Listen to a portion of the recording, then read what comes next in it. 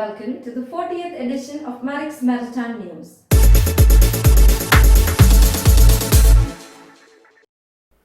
A bill that will boost cargo movement along the country's 7,500-kilometer coastline is likely to get the cabinet nod in December, Union Minister Mansukh Mandavia said recently. The Coastal Shipping Bill 2020, which proposes to do away with the requirement of a trading license for Indian flag vessels for coastal trade, besides creating a competitive environment to reduce transportation costs, has been circulated for interministerial consultations. We are bringing the Coastal Shipping Bill. We expect the cabinet nod in December, Ports, Shipping and Waterways Minister Mandavia said. Mandavia said once the legislation is enacted, it will give a big impetus to cargo movements along the coast and reduce logistics costs in a major manner. Wide DGS Order number 38 of 2020, dated 12th of November 2020, the Directorate General of Shipping has now permitted opening up of maritime training institutes, albeit with several conditions, including a maximum of 1/3 of permitted batch strength of candidates only. For details, please refer to DGS Order 38 of 2020 posted on dgshipping.gov.in. These are the headlines on Monday, 16th of November 2020. RAJIV JALOTA appointed Chairman of Mumbai Port Trust. Global maritime trade will plunge by 4.1% in 2020, UNCTAD estimates. Shipping outlook turns stable on EBITDA growth. Shipping alliances help container industry boost freight rates in pandemic. Haryana shipbreakers report standalone net profit of Rs 2.94 crore.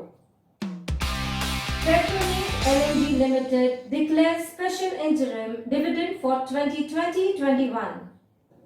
Mr. Rajiv JALOTA has been appointed as chairperson of Mumbai Port Trust by the Appointments Committee of the Cabinet on the proposal of the Shipping Ministry. Mr. JALOTA, a 1988 batch Maharashtra Cadre IAS officer, is currently serving as the Additional Chief Secretary in the Higher and Technical Education Department of the state government. UNCTAD report warns that new waves of the pandemic that further disrupt supply chains and economies might cause a steeper decline. The pandemic has sent shockwaves through supply chains, shipping networks and ports, leading to plummeting cargo volumes and failing growth prospects, it says. According to the report, the short-term outlook for maritime trade is grim. Predicting the pandemic's longer-term impact as well as the timing and scale of the industry's recovery is fraught with uncertainty.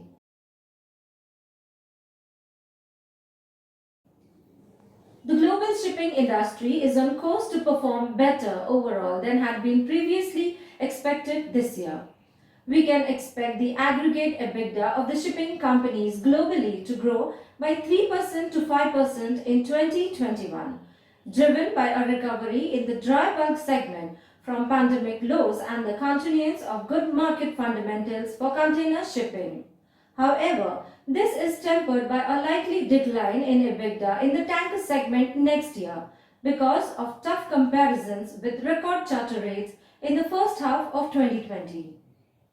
The industry's overall supply-demand balance is set to improve in 2021. Which is the other main reason for the outlook change. However, risks remain.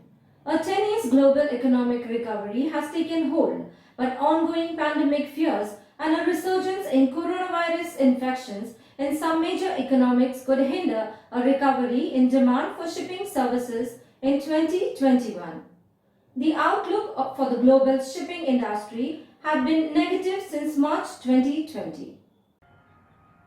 Hello friends and seafarers, this is Captain Shaukat Mukherjee and I'm inviting you to participate and register for maritime industry's largest global conference on future skills and the future of employment. This event is going to highlight the skill gaps and the training needs required for the future seafarers. Come and join us and participate in the Future Skills Maritime, happening November 27th and 28th. Over 24 countries have already registered, and come and meet and interact directly with over 40 of the most powerful global maritime leaders. Please scan the QR code below to register, or you can directly send me a WhatsApp at 94330 78830. Don't miss this event. It is our future that we are going to talk about, maritime future. Thank you, and see you at the Future Skills Maritime.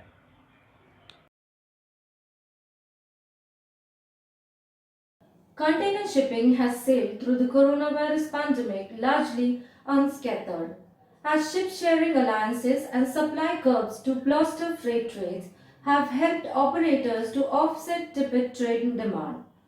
These new approaches to manage capacity will help the industry cope with the long-term challenges of overcapacity in the years ahead. In 2017, a fragmented container shipping sector fortuitously began to consolidate.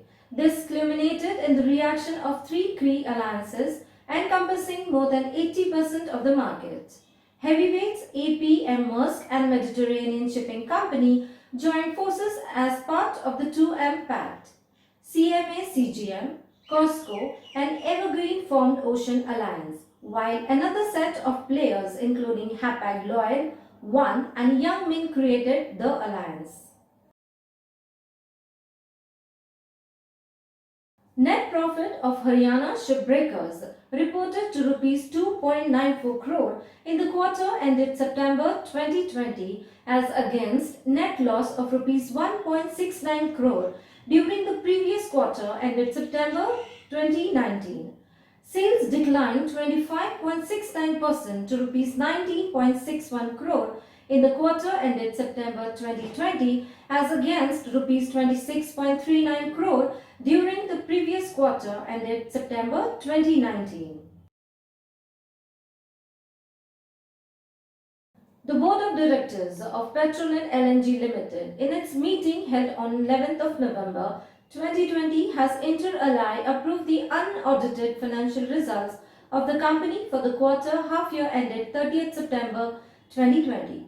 The Board of Directors, in its meeting, has also inter alia declared special interim dividend of Rs 8 per equity share, of the face value of Rs 10 each, of the company for the financial year 2020 to 2021. Mr. SOMESH DWIVEDI, branch manager at Elegant Ship Management, Kolkata office, passed away on the 9th of November 2020 of COVID-19. May his eternal soul rest in heavenly peace.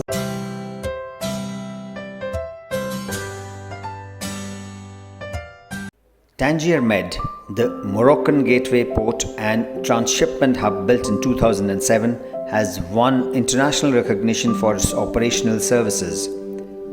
The fact that it is the largest port in the Mediterranean region by container capacity, surpassing Spain's Algeciras and Valencia ports, is an indication of a sustained effort by Morocco to position Tangier Med as a global logistics hub.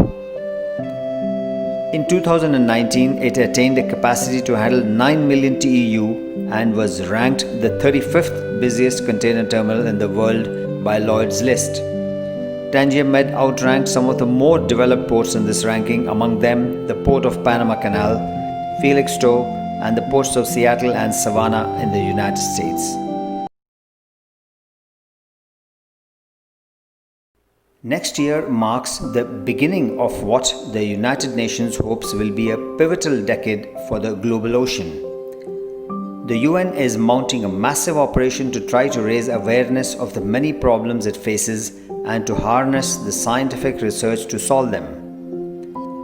Called the UN Decade of Ocean Science for Sustainable Development, the campaign has been in the planning stages for some time.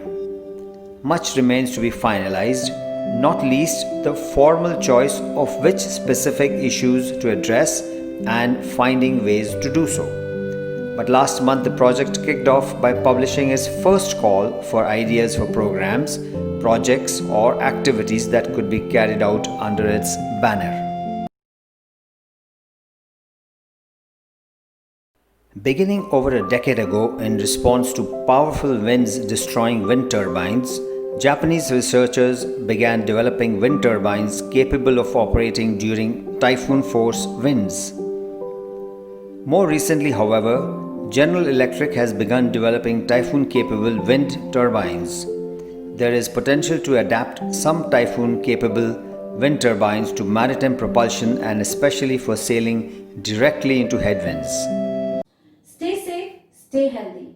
Thank you for watching. See you next Monday.